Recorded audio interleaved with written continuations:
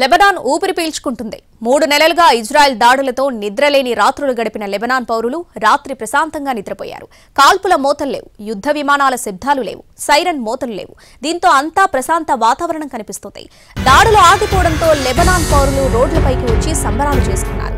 Israel దాడులతో లెబనాన్లో సుమారు 14 లక్షల మంది ప్రాణాలు అరచేత పెట్టుకుని వేరే ప్రాంతాలకు తరలిపోయారు. బిక్కుబిక్కుమంటూ రోజులు గడిపారు.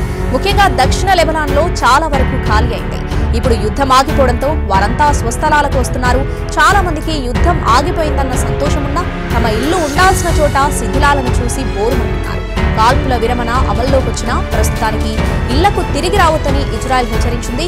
తాము చెప్పే వరకు దూరంగా ఉండాలని చెబుతుంది. అయినా వాటిని పట్టించుకోకుండా చాలా మంది స్వస్థలాలకు చేరుకుంటున్నారు. ఎటేటో వెళ్లిపోయిన తమ వారిని కలుసుకుని కన్నీళ్లు పెడుతున్నారు. మరోవైపు గాజా మాత్రం భయంగా బిక్కుబిక్కుమంటుంది. ఇజ్రాయెల్ లెబనాన్ మధ్య కాల్పుల విరమణ ఒప్పందంతో గాజా పౌరులు వణికిపోతున్నారు. ఇప్పుడు ఇజ్రాయెల్ పూర్తి స్థాయిలో తమపై విరుచుకుపడుతుందేమోనన్న భయం వారిని వెంటాడుతుంది. ఒప్పందం కుదిరింది ఇజ్రాయెల్ లెబనాన్ మధ్య మాత్రమే. దీంతో ఇప్పుడు ఇజ్రాయెల్ పూర్తి స్థాయిలో గాజాపై హమాస్ ఏరివేతపై దృష్టి పెట్టనుంది. గాజాలో యుద్ధం ఆగితేనే తాము సీజ్ ఫైర్ కు ఒప్పుకుంటామని మొదట హెజ్బుల్లా మొండిపట్టు పట్టినా తర్వాత వెనక్కు తగ్గింది. దీన్ని హమాస్ కూడా ఊహించలేదు. ఇజ్రాయెల్ లెబనాన్ మధ్య వివాదం ముదిరితే సమస్యకు పూర్తి స్థాయిలో పరిష్కారం దొరుకుతుందని భావించింది. కానీ హెజ్బుల్లా మధ్యలోనే హ్యాండ్ ఇచ్చింది.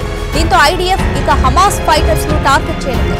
ఇజ్రాయెల్ పై గత ఏడాది అక్టోబర్ 7న హమాస్ దాడి చేసింది. 100 మందిని బలి తీసుకుంది. దానికి ప్రతీకారంగా ఇజ్రాయెల్ మొదలుపెట్టిన దాడులు రక్తపాతాన్ని మిగిల్చాయి. గత 14 నెలలుగా జరుగుతున్న మారణకాండలో గాజాలోనే 44,000 మంది చనిపోయారు. 1,00,000 మందికి పైగా గాయపడ్డారు. కొన్ని లక్షల మంది నిరాశ్రయులయ్యారు.